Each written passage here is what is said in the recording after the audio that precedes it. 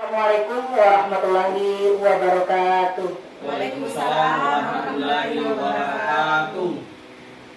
Alhamdulillah, marilah kita senantiasa memanjatkan puji syukur atas kehadiran Allah Subhanahu wa Ta'ala, di mana pada siang hari ini kita berkumpul di sekolah kita yang sangat kita cintai ini untuk mendengarkan penyimbasan materi budaya positif oleh Ibu Darmawati SPD CGP Angkatan 10 Kabupaten Bulukumba.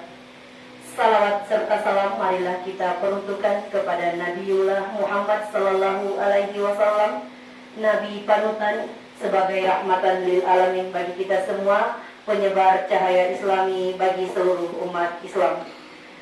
Bapak Ibu yang saya hormati, adapun susunan acara pada siang hari ini, yang pertama pembukaan.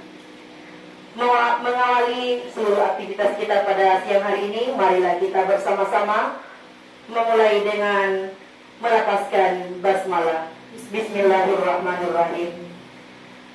Acara selanjutnya pembacaan doa. Marilah kita bersama-sama melafazkan surah Al-Fatihah dari dalam hati kita masing-masing. Berdoa dimulai.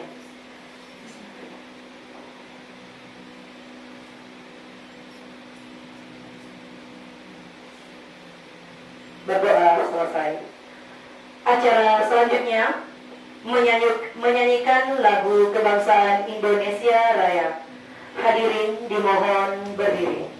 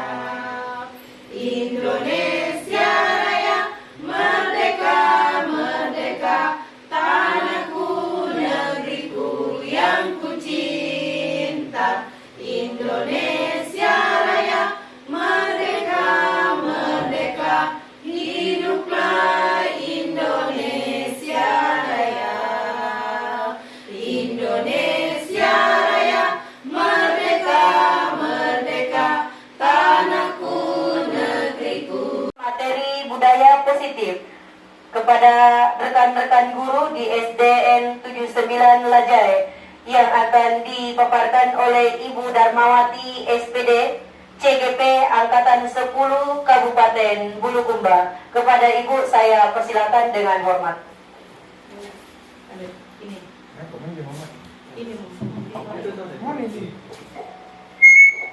Bismillahirrahmanirrahim. Sini, Koi. Sini. Bismillahirrahmanirrahim. Assalamualaikum warahmatullahi wabarakatuh. Waalaikumsalam warahmatullahi wabarakatuh. Syukur alhamdulillah kami panjatkan kehadirat Allah Subhanahu wa taala atas rahmat dan limpahan karunia-Nya yang diberikan kepada kita semua, sehingga alhamdulillah pada pagi hari ini, siang hari ini kita sudah ada di tempat ini dalam kegiatan pengimbasan budaya positif dari Sekolah Penggerak Calon Guru Penggerak Angkatan 10. Salawat dan taslim mari kita peruntukkan kepada Nabi Muhammad sallallahu alaihi wasallam, Nabi rahmatan lil alamin, Nabi petunjuk kepada yang memberikan petunjuk kepada kita semua, sehingga alhamdulillah kita selalu hidup dalam keadaan hidup yang islami dan penuh dengan ilmu pengetahuan. Bapak dan Ibu guru hebat, pertama-tama saya akan perkenalkan diri walaupun sudah kenal. Nama saya Darmawati SPD dari SDN Negeri 9 Lajai, CGP Angkatan 10 Kabupaten Bulukumba. Saya akan presentasikan budaya positif yang ada di lingkungan sekolah. Dalam hal ini yang akan diimbaskan oleh CGP Angkatan 10 sebagai tugas dari modul 1.4. Namun sebelumnya itu kami akan berikan ice breaking sedikit biar kita tidak penat dari lepas aktivitas kita mengajar di kelas. Saya minta kepada Bapak dan Ibu bersandar di kursinya, bersandar. Tangan di atas paha, kita berrelaksasi supaya kita kembali segar dan bugar. Tarik nafas paling dalam Ibu, tarik nafas, tahan 2 menit, hembuskan lewat mulut. Iya, tarik nafas lagi lewat hidung Ibu.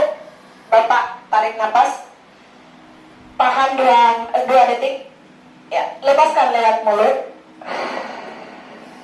1 kali lagi Bu, tarik nafas dalam-dalam lewat hidung, ya, tahan, lepaskan lewat mulut. Ya, saya kira kembali segar.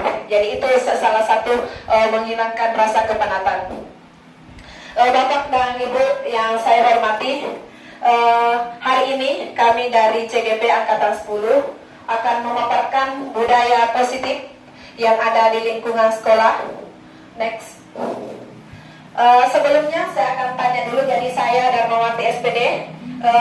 Yang ada di sebelah sana itu adalah pengajar praktis saya, Ibu Asmawati SPD, dan yang ada di tengah adalah Bapak Fasilitator kelas 1021 Bulukumba, yaitu Bapak Irfan SPD MPD. Bapak dan Ibu, manusia maupun sebagai anggota masyarakat. Oleh karena itu, kita pendidikan hanya dapat kita sebatas menuntun tumbuhnya atau hidupnya kekuatan kodrat yang ada pada anak-anak agar dapat memperbaiki lakunya, bukan dasarnya. Jadi dasarnya kita tidak bisa perbaiki, ya kita akan perbaiki adalah lakunya, laku hidupnya, dan tumbuh kekuatan kodrat pada anak. Jadi yang dasarnya tidak bisa dirubah, yang dirubah adalah lakunya. Itulah karakter. Next. Bapak-bapak dan Ibu hebat yang ada di SD 9 Lajai, menurut Ki Hajar Dewantara mengumpamakan sekolah sebagai sebuah ladang. Boleh juga, ini juga dari Ki Hajar Dewantara, bahwa sekolah itu sebagai ladang tempat persemaian bibit. Agar bibit bisa berkembang secara maksimal, maka petani dapat memperbaiki kondisi tanah, memelihara bibit, memberi pupuk, air, dan membasmi ulat-ulat atau jamur-jamur yang mengganggu hidup bibit tanaman dan lain sebagainya. Nah itu, dari uraian tersebut Pak, kita dapat memahami bahwa sekolah diibaratkan sebagai tanah. Tanah tempat bercocok tanam, ya. Jadi tanah bercocok tanam Sebagai guru harus mengusahakan sekolah jadi lingkungan yang menyenangkan, menjaga, melindungi murid dari hal-hal yang tidak baik. Dengan demikian, karakter murid tumbuh dengan baik sesuai dengan profil pelajar Pancasila. Ada di berkarakternya, berpikir kritisnya, berkebinekaan global, semua ada di situ yang 6E dari profil Pancasila itu. Next. Nah, dengan dasar dari itu, maka yang perlu dikembangkan di sini dari Bapak Ki Hadi adalah menanamkan budaya positif di sekolah. Nah, mungkin dari salah satu teman di sini ada yang tahu apa itu budaya positif? Sebuah kewajiban yang menjadi keyakinan. Ya. Budaya positif itu adalah sebuah nilai kebajikan yang menjadi keyakinan dan pada akhirnya menjadi karakter atau ciri khas dari sebuah komunitas. Oke, bagus sekali jawaban Ibu. Jadi budaya positif adalah sebuah budaya yang mempunyai nilai kebajikan. Budaya positif itu boleh dikata kita adalah pembiasaan yang baik. Jadi bahasa seharinya boleh katakan pembiasaan yang baik yang bisa mengandung nilai-nilai kebajikan yang akan menjadi keyakinan dan pada akhirnya menjadi karakter atau ciri khusus dari sebuah komunitas atau lembaga yang ada di dalamnya. Nah, untuk menciptakan budaya positif di sekolah, apa yang kita harus lakukan sebagai guru? Nah, yang kita haruskan sebagai guru adalah guru hendak mampu menjalankan perannya sebagai guru. Ya, dalam menciptakan pembelajaran yang nyaman, yang menyenangkan di sekolah. Karena kenapa? Budaya positif tidak ada diambil, di-drop, dikirim atau ditransfer lewat COD, tetapi itu lahir dari pembiasaan yang baik. Nah, dengan budaya positif ini dapat mendorong murid untuk mampu berpikir, bertindak serta menciptakan sebagai proses memerdekakan dirinya. Jadi memang diajarkan anak-anak untuk memerdekakan dirinya sehingga murid lebih mandiri, lebih mandiri, bertanggung jawab. Nah, sekarang ada beberapa konsep yang harus diketahui yang bisa membentuk ini namanya budaya positif. Karena kenapa? Budaya positif lahir dari pembiasaan yang baik, muncullah budaya positif. Nah, next. Dari budaya positif itu ada konsep pertama, Bu, ada 7. Konsep pertama budaya positif. Yang pertama adalah perubahan paradigma belajar. Yang kedua, konsep disiplin positif. Yang ketiga, keyakinan kelas. Jadi budaya positif dari pembiasaan masuk ke sini. Keyakinan kelas. Yang keempat, pemenuhan 5 kebutuhan dasar manusia. Yang ke-6, ini berikutnya, motivasi perilaku manusia. 5 posisi kontrol, kemudian segitiga restitusi. Ini yang harus kita pahami baik-baik di dalam kita sebagai pendidik di sekolah. Seperti apa sih semua yang ada dalam konsep budaya positif. Nah, berikut. Nah, sekarang, yang mana itu paradigma pembelajaran? Apa sih itu makna perubahan paradigma belajar? Paradigma pembelajaran seperti apa? Nah, kita paradigma pembelajar bermakna sebagai cara pandang terhadap proses pembelajaran. Apa itu di situ yang akan dipandang di proses pembelajaran? Yaitu memberikan kesempatan kepada siswa untuk lebih aktif. Jangan guru yang aktif, untuk lebih aktif dalam proses pembelajaran. Nah, yang intinya adalah proses pembelajaran berpusat pada peserta didik. Nah, saya kira sekarang semuanya sudah masuk di situ. Proses pembelajaran berpusat pada didik. Kita juga guru bisa mudah memonitor anak-anak dalam perkara dia yang aktif bukan kita yang aktif. Jadi guru pasif memonitoring siswanya dan mendampingi, kemudian siswa yang aktif mencari dan belajar dengan nyaman. Nah, yang kedua adalah konsep disiplin positif. Seperti apa konsep disiplin positif? Konsep disiplin positif ini adalah menumbuhkan disiplin yang didorong dalam diri anak tanpa hukuman dan hadiah. Ini sebenarnya yang perlu ditanamkan. Siapa yang nomor 1 saya kasih hadiah? Ayas. Kalau kau loncat di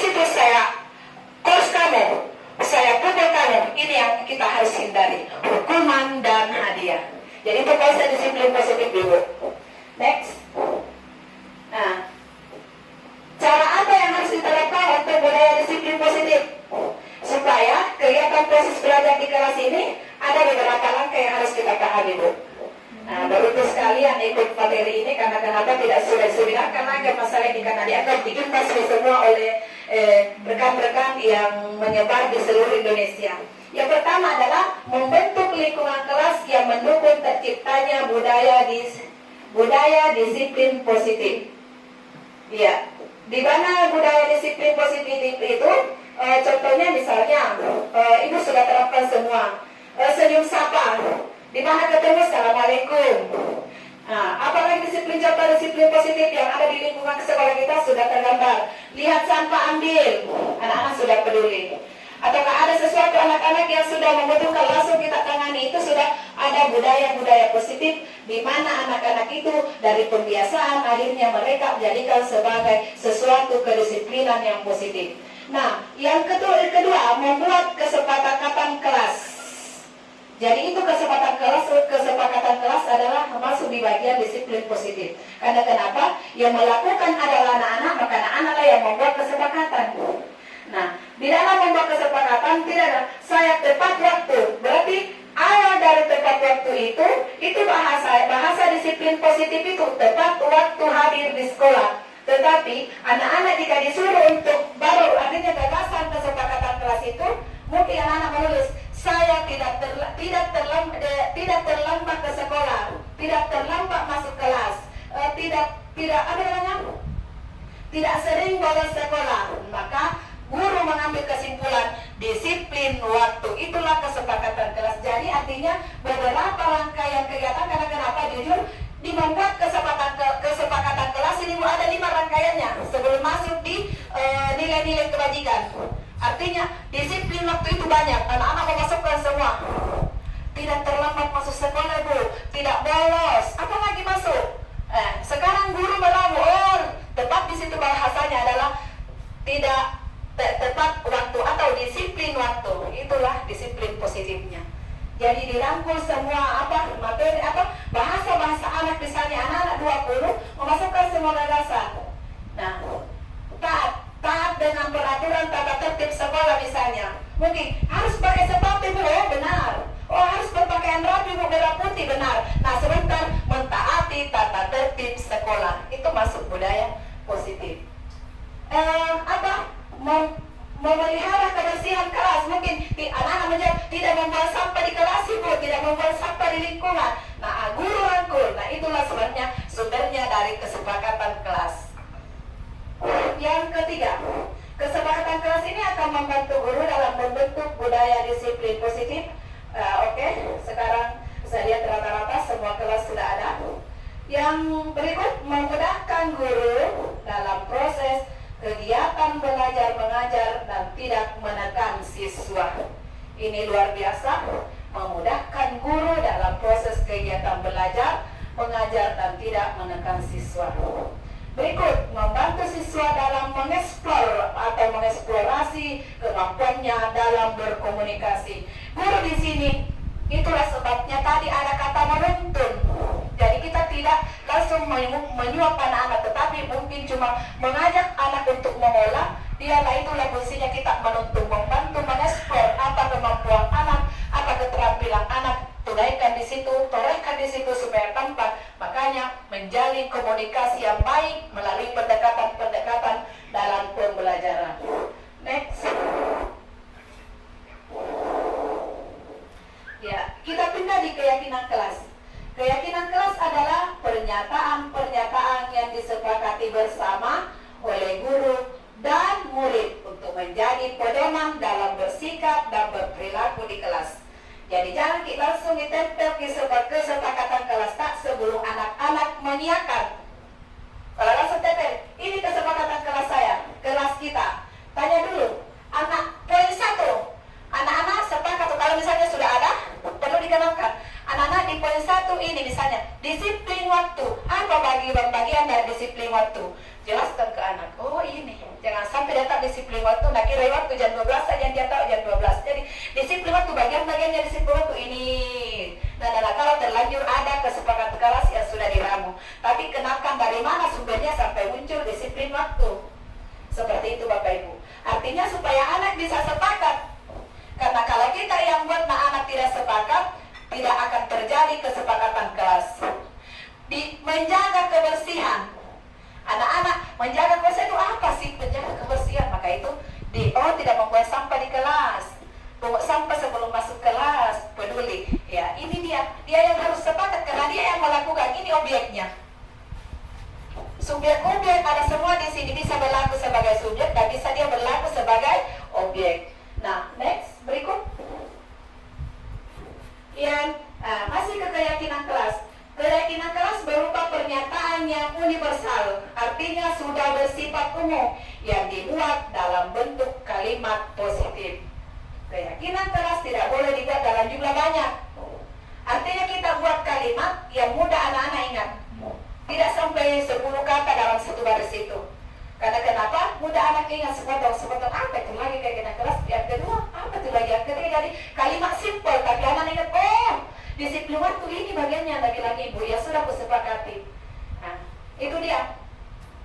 Keyakinan itu tidak boleh, sehingga mudah diingat dan dipahami oleh anak-anak atau warga sekolah kita. Nah, next. Ya, itu untuk keyakinan kelas. Nah, tadi yang kedua adalah ada 5 kebutuhan dasar manusia. Apa sih kebutuhan dasar manusia 5 itu? Yang pertama adalah harus bertahan hidup.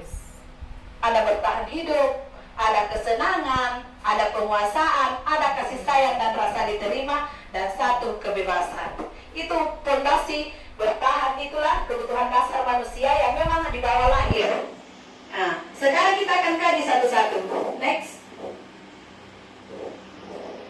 Kebutuhan bertahan hidup seperti apa Bapak Ibu? Yang pertama, kebutuhan bertahan hidup itu namanya kebutuhan fisiologis. Ya, kebutuhan fisik, butuh makan, butuh tempat tinggal, butuh kesehatan, butuh makanan, kebutuhan biologis. Nah, ini semua termasuk dalam proses reproduksi, termasuk kebutuhan yang tetap bertahan hidup. Ini adalah primer. Kalau kita di pelajaran IPS dulu, ini masuk dalam kebutuhan primer kita, kebutuhan yang pokok. Iya, inilah standar kebutuhan pokok manusia. Lanjut. Next. Nah, yang kedua, kebutuhan dasar manusia yang kedua adalah kebutuhan next. Ya, itu. Kasih sayang dan rasa diterima. Kebutuhan apa yang harus diterima? Kebutuhan ini meliputi keinginan yang tetap terhubung dengan orang lain. Ya, kita perlu teman, ada keluarga, ada pasangan hidup, ada teman kerja, binatang peliharaan mungkin karena kita hobi, kemudian kelompok di mana kita bergabung. Anak-anak ini yang memiliki kebutuhan dasar kasih sayang dan rasa diterima yang tinggi, biasanya ingin disukai dan diterima oleh lingkungannya. Iya. Nyaman anak-anak karena dia senang, dia diterima di lingkungannya, nyaman dengan lingkungannya, maka dia tumbuh rasa kasih sayangnya. Mereka juga akrab dengan orang tuanya. Jadi perlu itu tidak boleh karena kita segan dengan anak-anak. Karena kenapa? Itu ada memang kebutuhan dasarnya anak-anak, manusia yang butuh kasih sayang. Mereka juga akrab dengan orang tuanya. Biasanya mereka belajar karena suka dengan gurunya. Jadi usahakan ambil hatinya anak-anak supaya dia mencintai kita. Begitu mencintai gurunya, maka mengarilah pembelajaran mereka, menyaman menerima pelajaran. Nah, bagi guru mereka adalah teman sebaya menurut mereka. Jadi akhirnya dia bisa bercurhat, saya belum mengerti ini Bu, Ibu tolong diulangi Bu. Ada tidak rasa tidak takut-takutnya karena tidak dibatasi. Dia sebagai teman, guru adalah teman, tetapi tetap ada namanya batas-batas kewajaran kepada anak. Nah, bagi mereka adalah teman sebaya sangatlah penting. Mereka juga biasanya suka bekerja dalam kelompok. Ya. Jadi begitu kerja kelompok, ayo kita dekati. Paling tidak bercanda, mana pulpennya ini. Hanya, oh ibu dekat sama saya. Dia, lain daerah pulang saya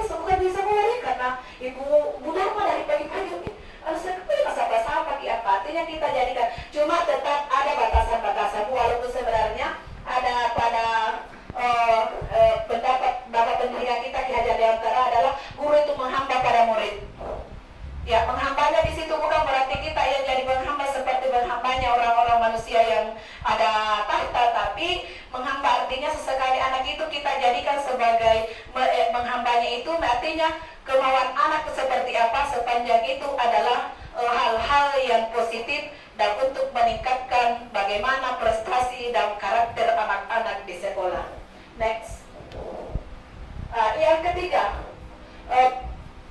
kebutuhan dasar pokok yang ketiga adalah penguasaan. Di mana penguasaan itu Bu adalah kebutuhan pengakuan atas kemampuan. Kemampuan ini bergabung dengan kekuatan untuk mencapai sesuatu, menjadi kompeten, menjadi terampil, diakui, dan berprestasi, berketerampilan. Nah, didengarkan dengan memiliki rasa harga diri. Kebutuhan ini meliputi keinginan yang dianggap berharga. Nah, bisa membuat perbedaan, bisa membuat pencapaian dan kompeten yang diakui, dihormati. Ini meliputi sistem dan keinginan untuk meninggalkan pengaruh.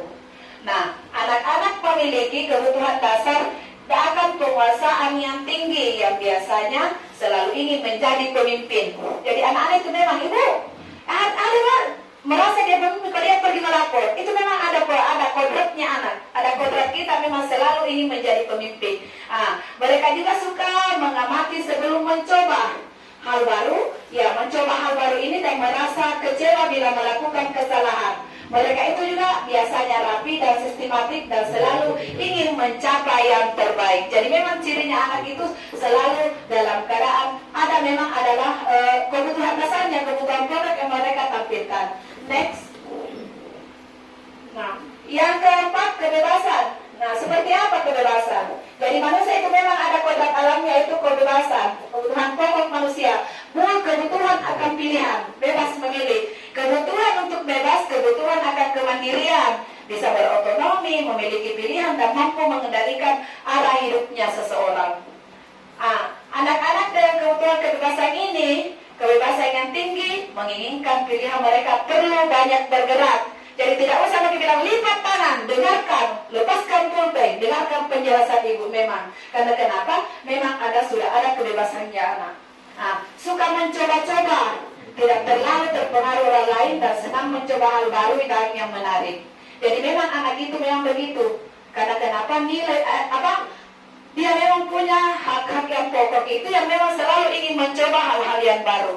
Jadi kita tidak boleh heran lagi karena memang seperti itu kodratnya anak-anak karena termasuk dalam kebutuhan pokok manusia. Lanjut. Nah, apa perilaku kita sebagai manusia? Motivasi yang harus kita lakukan. Pertama, menghindari ketidaknyamanan hukuman. Ya, yang kedua, untuk menjadi orang yang mereka inginkan dan menghargai diri sendiri dengan nilai-nilai yang mereka percaya.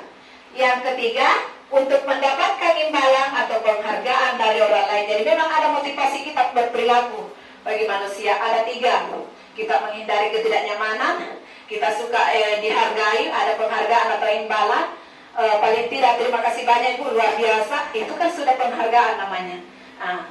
Tetapi ini sudah termasuk dalam motivasi perilaku manusia. Next. Nah, dari materi yang saya sajikan tadi mungkin ada unek-unek ibu yang pengalaman apa yang di kelas ibu yang dengan melihat materi-materi yang tadi ada kebutuhan pokok manusia, budaya positif dan disiplin. Mungkin ada yang bisa ditanyakan ataukah ada yang kurang jelas, kita bisa di sini memberikan saling sharing pendapat seperti apa pengalaman ibu. Ada Bu? Oke, silakan Bu. Ya, baik. Terima kasih atas kesempatan yang diberikan kepada saya.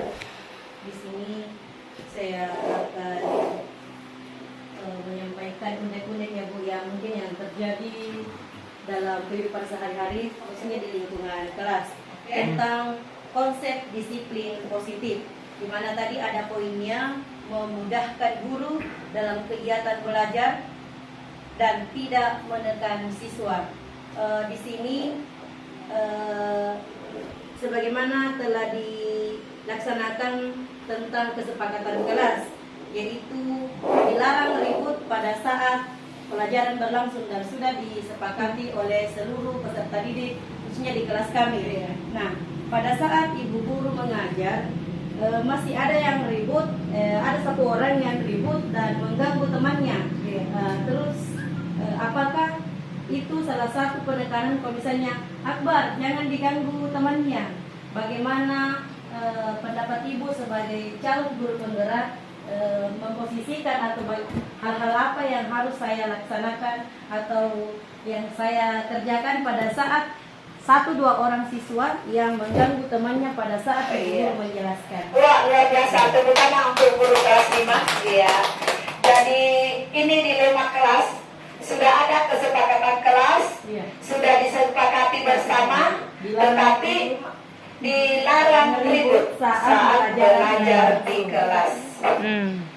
Di situ bahasanya yang perlu diperbaiki juga, insya Allah ke depan belajar tenang pada saat belajar, jangan dibuang kata dilarangnya. Nah, ya itu yang pertama. Yang kedua, bagaimana trik kita sebagai seorang guru supaya ini Akbar tidak lagi ribut di saat, jadi tidak usah ditegur sudah Akbar, jangan ribut, jangan ganggu temannya.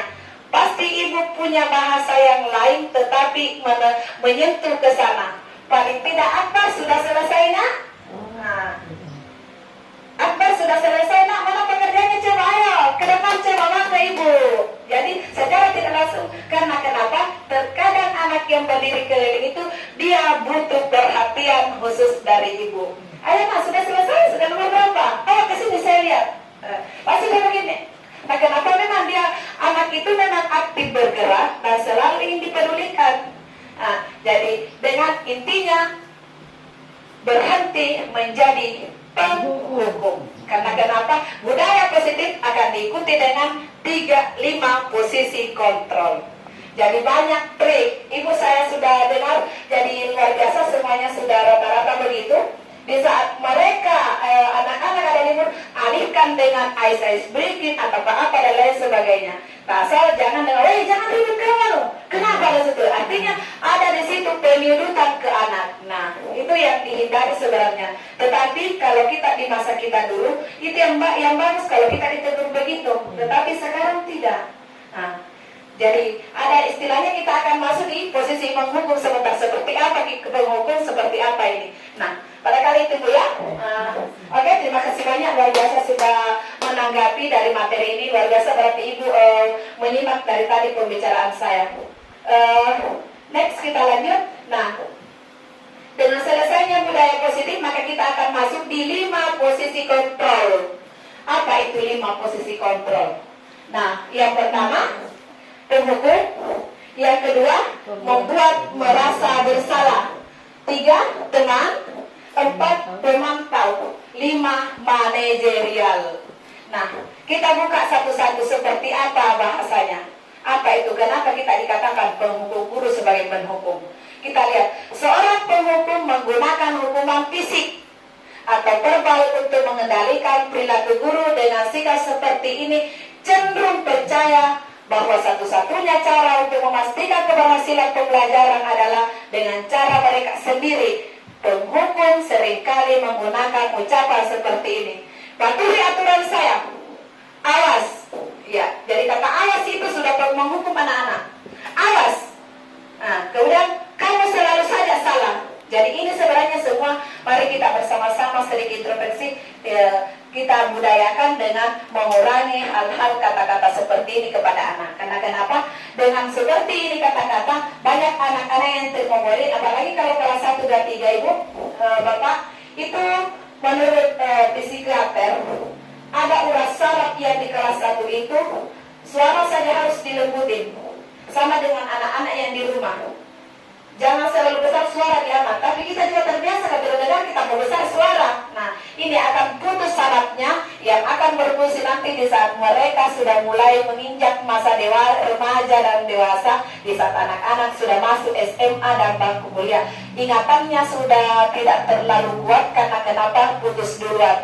Atau anak-anak ditakut-takuti, oh ada di sana, awas keluar sebentar, anak-anak takut, padahal itu hanya ada pengaruhnya juga.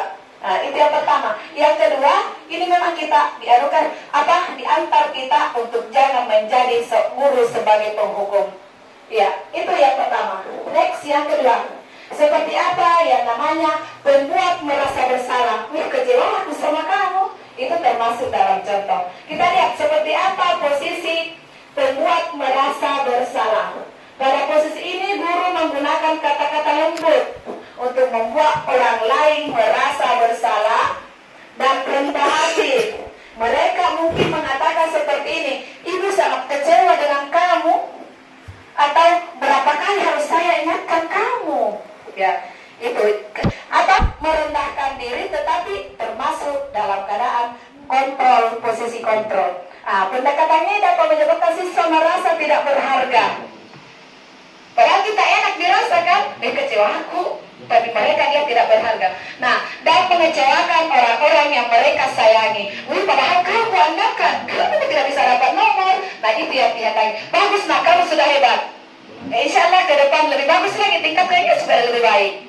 Ya, artinya motivasi seperti itu yang diharapkan untuk paradigma kita. Karena kita lah sebagai pelaku paradigma pembaharu pembelajaran di titik di sekarang ini adalah kita semua ini sebagai pembaharu paradigma pembelajaran. Next, teman. Di mana posisi teman? Guru dalam posisi teman menggunakan persuasi, menggunakan pendekatan dengan hubungan baik untuk mempengaruhi perilaku anak.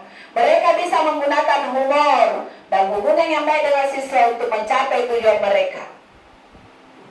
Ya, jadi kita beda dengan yang dulu memang sudah terbalik. Guru-guru dulu itu dari jauh motornya didengar, sudah takut, ya ada bapak anu sana di suara motornya. Dari jauh sudah beda, sekarang, halo nak, kenapa kita? Seperti itu. Ada memang jadi tak sengaja kita, padahal sebenarnya dibilang anak-anak tidak menghargai, tidak seperti itu. Bukan dengan jalan seperti ini, tak dengar dengan anak-anak berhumoris, akhirnya kita bilang tidak ada antara berbeda. Padahal memang kita anggap bahwa guru harus menjadi temannya peserta didik. Next. Sekarang kita ada di posisi pemantau. Seorang pemantau adalah orang yang menjaga ketertiban dan dengan memberlakukan hukuman atau akibat.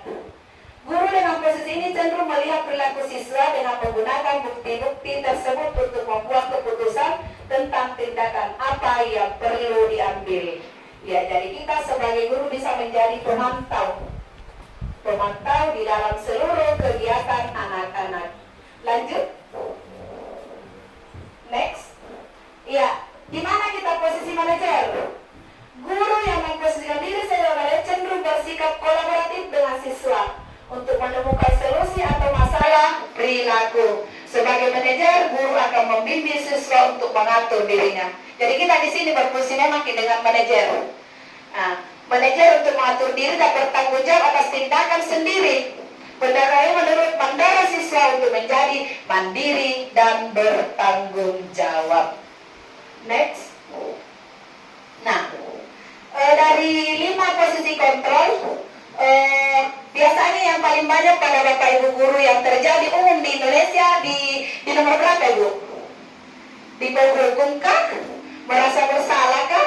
Penghukum. Ya, di penghukum. Ya, rata-rata semua survei dari seluruh paradigma pembaharu di guru-guru sekarang, semua rata-rata kita masuk di penghukum. Padahal itu yang dihindari. Makanya kita pada saat dapat materi ini ketawa ke semua, wow.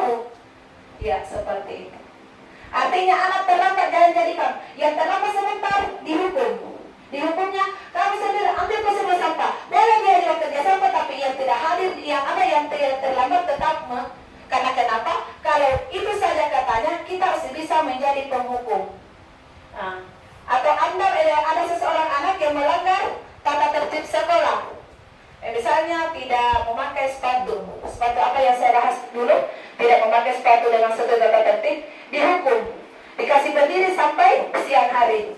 Nah, itu tidak akan merubah sikap. Karena kenapa? Di sini kita akan diantar oleh segitiga restitusi. Next, di segitiga restitusi yang gambar. Nah, ini dia. Cari identifikasi masalah. Segitiga restitusi. Yang pertama kamu tentu punya Kamu tentu punya alasan mengapa melakukan itu.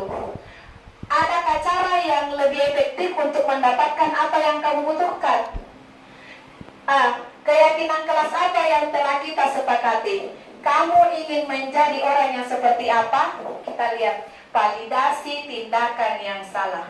Di sini dulu kita validasi dulu. Kenapa dikatakan salah? Cari akar masalahnya dulu. Kenapa anak-anak itu berkelahi? Kenapa anak itu sering terlambat? Jangan langsung berdiri kok tidak hadir, berdiri kok di situ. Cari dulu, tanya, nak kenapa tidak hadir? Sudah 3 hari. Minggu lalu juga 3 hari tidak hadir Ki. Dari mana? Cari. Ambil angkatnya, ambil apa penjelasannya anak. Nah, kalau sudah ada ini, dicari siapa yang harus dijadikan teman untuk menanyakan keyakinan itu. Apakah orang tuanya? Jangan sampai anak ini sering terlambat karena orang tuanya sakit di rumah. Tidak ada yang menjaga mungkin. Kenapa anak-anak bolos selalu tidak masuk sekolah? Apakah apa? Cari di sini. Kalau misalnya sudah ini dicari ke masalahnya, siapa yang harus dilibatkan? Menstabilkan identitas. Cari, hubungi orang tuanya. Apa penyebabnya? Disitulah akan kembali sebentar akan mencari kemana anak ini dan bagaimana meyakinkan untuk mencari solusi dari masalah yang sudah divalidasi tindakan yang salah itu. Next. Sekarang kita lihat langkah pertama yang dilakukan pada segitiga restitusi. Apa itu? Yang bagian dasar adalah menstabilkan identitas. Ya, menstabilkan identitas. Kenapa Ki selalu terlambat? Atau kenapa tidak pakai sepatu hitam? Saya lupa, saya buru-buru. Misalnya, jika anak berbuat salah maka ada kebutuhan dasar mereka yang tidak terpenuhi. Di bagian dasar segitiga restitusi itulah memiliki tujuan untuk merubah orang yang gagal karena telah berbuat kesalahan. Jadi di sini intinya, di sini di segitiga untuk saya salah, saya pernah gagal, maka saya harus hadapi seperti ini. Nah, sekarang dia akan melakukan kesalahan dan akan menjadi orang yang sukses jika mereka kembali mensegitiga restitusi apa yang mereka pernah lakukan.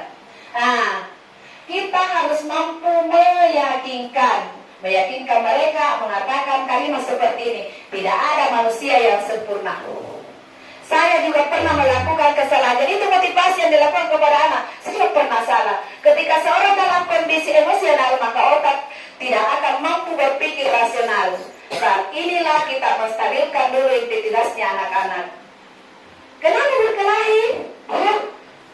Begini, ambil semua apa identitas yang dijelaskan oleh anak-anak. Nah, anak kita akan bantu tenang dan mencari solusi untuk menyelesaikan. Ya, next.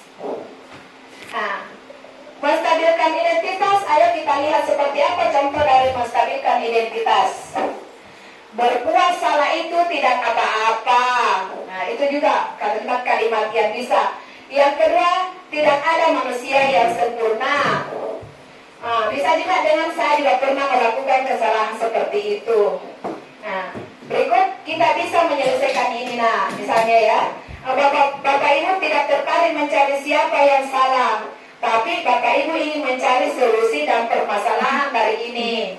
Seperti itu kalimatnya. Kami berhak merasa begitu. Apakah kamu sedang menjadi teman yang baik buat diri sendiri? Ya, itu semua bisa kalimat-kalimat untuk menstabilkan identitas jika kita menemukan masalah-masalah di sekolah. Masih banyak sekali kalimat-kalimat yang lain. Lanjut. Next. Langkah kedua, kita validasi tindakan yang salah. Apa sih itu validasi tindakan yang salah? Kita harus memahami kebutuhan dasar yang mendasari tindakan anak berbuat salah. Jadi kita cari solusinya. Diambil identitas, setelah itu ditanya, kenapa begitu? Nah, itu semua kita mendasari tindakan anak berbuat salah. Menurut teori kontrol ya, semua tindakan manusia baik atau buruk pasti memiliki maksud dan tujuan tertentu. Ketika kita menolak anak berbuat salah, dia akan tetap dalam masalah. Yang diperlukan adalah kita harus memahami alasan melakukan hal tersebut sehingga anak merasa dipahami. Ya, oke, next. Validasi tindakan. Validasi tindakan yang salah seperti apa kalimatnya? Ayo kita sama-sama lihat. Padahal kamu bisa melakukan yang lebih buruk dari ini ya. Itu biasa spontan kita melakukan itu. Yang kedua, kamu pasti punya alasan mengapa melakukan hal itu. Kamu patut bangga pada dirimu sendiri karena kamu telah melindungi sesuatu yang penting buatmu. Kamu boleh mempertahankan sikap itu, tapi kamu harus menambahkan sikap yang baru. Ya. Jadi seperti itu kalimat-kalimat yang salah dan dalam memvalidasi tindakan. Next. Langkah ketiga, menanyakan keyakinan. Ya, ini juga dari kontrol. Dari kontrol menanyakan keyakinan ini kita bisa lihat dasarnya. Dasar termotivasi secara internal. Ketika langkah 1 dan langkah 2 tadi sukses kita lakukan, maka anak akan siap untuk dihubungkan nilai-nilai yang dia percaya dan berpindah menjadi orang yang dia inginkan. Penting menanyakan ke anak tentang kehidupan ke depan dan mereka apa yang mereka inginkan, apa cita-citanya, apa maunya. Ketika mereka sudah memberikan gambaran pada masa depannya, maka guru dapat membantu untuk tetap fokus pada gambarannya. Nah, inilah sekarang yang dikembangkan di anak-anak yang ada di kejuruan. Jadi kalau dia masuk di kejuruan sudah memang apa bakatmu, digali potensinya lebih awal 1 semester, kemudian diarahkan kamu potensinya ke sana. Jadi anak tidak memilih dengan pilihan guru mereka, kamu masuk di jurusan elektronik, kamu masuk, jadi dia dikembangkan dulu semua bakatnya. Nanti akan terbayang sendiri akan tampak bahwa ini anak ada di misalnya di kemampuan keterampilan elektronik, atau ini anak ada di kemampuannya misalnya pertanian. Sama juga di sekolah-sekolah akan muncul bakat-bakat dan gambaran pada anak. Nah, disitulah guru fokus dengan gambaran dari peserta didiknya. Oh, arahnya anakku ini sudah di sini, maka kita arahkanlah ke situ. Nah, muncullah sekarang pembelajaran berdiferensiasi. Anak suka audio, kasih audio, kasihkan, dengarkan musik, dengarkan materi melalui audio. Anak suka dengan audio visual, putarkan video, simak anak-anak.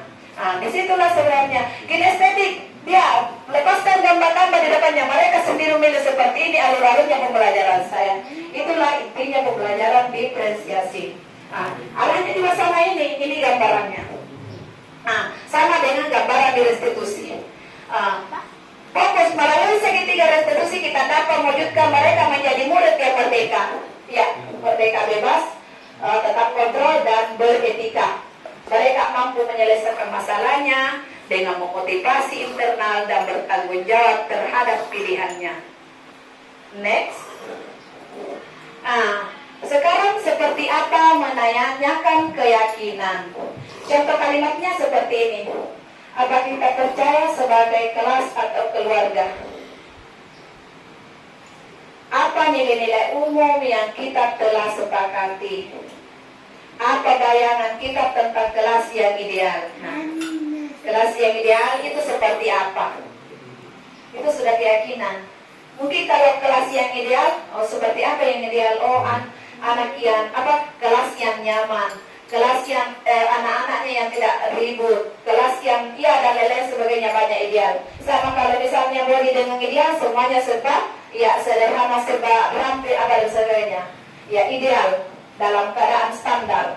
Kami mau jadi orang yang seperti apa? Nah, inilah sebenarnya yang tanda-tanya besar kepada anak-anak yang utamanya di kelas 6 ini. Ini sebenarnya sudah ada gambaran ini, saya akan menjadi orang seperti apa. Ini yang dituntut anak ini sampai di SMP, masuk di SMA. Saya akan ini yang dikaji. Ini yang dikaji oleh guru-guru yang ada di kelas 3 SMP dengan masuk di kelas 1 SMA. Saya akan menjadi orang yang seperti apa sampai kelas 3. Memang ada tuntunan, ada asesmen itu di tingkat SMA katanya yang diberikan anak 6 bulan di kelas 3, awal dia di kelas 3. Diarahkan seperti apa bayangan Anda, seperti apa ke depan, mau kemana kamunya. Artinya, jadi di sini biasa anak-anak disuruh bilang diarahkan, saya mau kasih masuk kedokteran anak tadi lagi Bu, di kedokteran tidak ada jiwanya anak tak cocok di bagian IPS, di sini dia. Itu memang ada di kajian ada asesmen yang dilakukan katanya di tingkat SMA seperti itu. Saya kira untuk pemaparan materi pengimbasan budaya positif sampai di sini saya kembali serahkan kepada moderator untuk dilanjutkan ke sesi tanya jawab. Baik, itulah tadi pengimbasan materi tentang budaya positif yang dipaparkan oleh Ibu Darmawati SPD selaku CGP Angkatan 10 Kabupaten Bulukumba. Nah, untuk di sesi ini saya berikan kesempatan kepada Bapak Ibu Guru untuk sesi tanya jawab. Jadi Bapak dan Ibu Guru bertanya tentang apa yang dipaparkan tadi oleh Ibu Darma. Kepada Bapak yang ingin bertanya, silakan.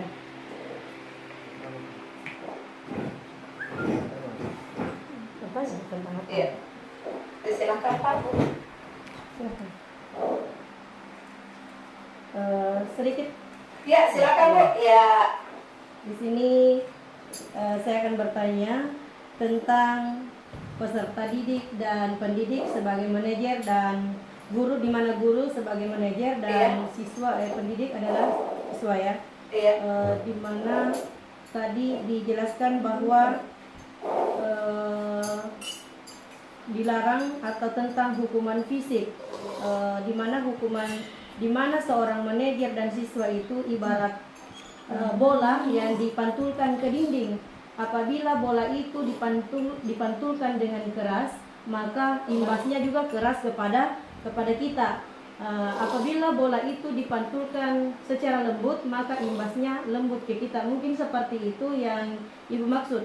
Nah, bagaimana jika sudah diberikan seorang siswa, sudah diberikan kelembutan, diberikan kata-kata yang lembut, manja, namun tidak masih berbuat seperti itu ya. Saya kembalikan kepada Ibu. Luar biasa pertanyaan Ibu, bahwa gambaran kita memberikan memantulkan bola yang keras maka akan terpantul dari ke kita. Keras lembut maka akan lemah dengan pantulannya ke kita. Seperti apa anak-anak yang jika kita temui sudah dilembuti, sudah dimanja, sudah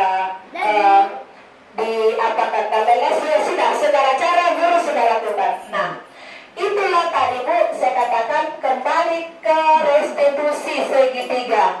Jadi apapun masalah Ibu di kelas, kembali ke restitusi segitiga. Kaji identitasnya. Apa sebenarnya anak penyebabnya begitu. Jangan sampai mereka seperti itu, ada bawaan dari lingkungan keluarga. Ada bawaan. Jadi memang kita itu guru memang selalu ada di restitusi segitiga. Kita sebagai manajerial mengamati tingkah lakunya, mengamati seperti apa kegiatannya anak. Nah, di situ bisa kita ambil untuk meyakinkan dia. Oh, ternyata anak ini bisa lalu berperilaku begini karena bawaan dari rumah. Maka dengan adanya atas segitiga restitusi ini, maka guru bisa mudah mengambil satu kesimpulan, karena ini trik saya sudah lakukan. Oh, mungkin saya harus sampaikan orang tuanya. Karena kenapa? Bawaan dari rumah 50% akan terbawa ke sekolah. Itulah kita. Makanya tetap jadi manajerial, tetap jadi pemantau. Yang di non-stop adalah no hukuman. Penghukum itu intinya. Karena kenapa? Dua tenaki. Kenal lagi undang-undang perlindungan anak. Jadi kita arahkan saja, kita menjadi manajer dan pemantau dengan gunakan segitiga restitusi yang ada. Insya Allah semua akan terkendali.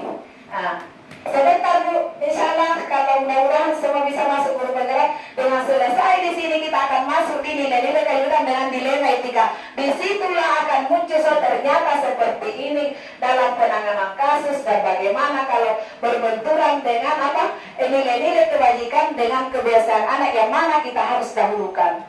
Ya seperti itu. Terima kasih banyak, luar biasa Bu ya. Pertanyaan yang luar biasa. Mudah-mudahan apa yang didapatkan hari ini dari materi-materi ini kepada kita semua kita bisa pahami dan bisa kita aplikasikan di lingkungan sekolah kita sebagai penimbasan. Terima kasih atas partisipasi Ibu. Mudah-mudahan ini bernilai berkah di siang hari ini. Terima kasih banyak sudah membantu kami mensukseskan kegiatan kami yaitu penimbasan budaya positif di sekolah kita ini. Sekolah kita cinta ini, mudah-mudahan apa yang diharapkan oleh Bapak Menteri Pendidikan Nasional Bapak Nadiem Makarim dengan Ketua Pendidikan Ki Hajar Dewantara, bahwa guru adalah berfungsi sebagai penuntun, guru sebagai penghamba, murid adalah peserta didik yang butuh kasih sayang, yang butuh kita ayomi untuk mencerdaskan bangsa ke depan menjadi Indonesia yang gemilang dan Indonesia emas. Sekian pementaran kami. Wabillahi taufiq wal hidayah. Wassalamualaikum warahmatullahi wabarakatuh. Waalaikumsalam warahmatullahi Sekarang kita wabarakatuh. sebelum kami tutup, Ibu mau berdiri dulu semua supaya kita tidak penat untuk melakukan kegiatan berikutnya. Kalau ini tangan saya berdiri tegak berarti siap. Kalau saya kasih palingkan ke kiri, maka leher Bapak Ibu palingkan juga ke kiri. Kalau ke kanan, kalau keputar maka kepalanya diputar supaya ini tegang leher, tidak hilang semua ketegangannya. Oke? Ya, berdiri begini. Kalau tangan saya begini. Nah, Ibu belokkan ke Kiri, kanan, kiri, kanan. iya, diputar. Terima kasih. Oke, diulang satu kali. Kiri, kanan, depan. Iya. Depan, belakang, putar. Putar. Iya, terima kasih antusiasnya Ibu. Terima kasih.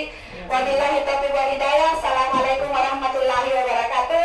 Salam guru penggerak, tergerak, bergerak, menggerakkan. Insyaallah. Penimbasan materi tentang budaya positif oleh Ibu Darmawati, CGP Angkatan 10 Kabupaten Bulukumba. Semoga rekan-rekan guru yang telah mendengarkan pemaparan tadi menjadi guru yang memposisikan diri sebagai manajer dan cenderung bersikap kolaboratif dengan siswa. Insya Allah kita akan menjadi guru-guru yang hebat dan peserta didik yang cerdas dan gemilang. Amin ya rabbal alamin. Maka marilah kita bersama-sama menutup acara ini dengan melapaskan hamdalah. Alhamdulillahirabbil alamin. Saya akhiri dengan ucapan wabillahi taufiq wal hidayah. Wassalamualaikum warahmatullahi wabarakatuh. Waalaikumsalam warahmatullahi wabarakatuh.